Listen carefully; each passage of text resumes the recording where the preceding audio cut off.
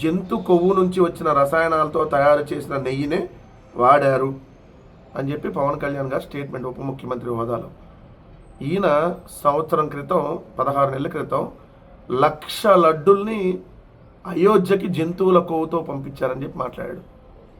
నేను స్ట్రైట్గా అడుగుతున్నా, 310 సంవత్సరాల చరిత్ర కలిగినటువంటి పరమ పవిత్రమైనటువంటి తిరుమల లడ్డులో ఏ మనిషి కల్తీ అనే ఇప్పటివరకు మాట్లాడలేదే.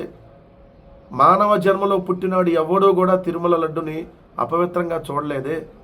కానీ మీరు మీ రాజకీయ అవసరాల కోసం, రాజకీయ స్వార్థం కోసం జగన్మోహన్ రెడ్డి గారిని డైరెక్ట్గా ఎదుర్కొనేటటువంటి మగతనం లేక దేవుణ్ణి రాజకీయాలకు లాక్కొచ్చి దేవుడితో ఈరోజు మీరు ఆటలాడుతూ ఉన్నారే.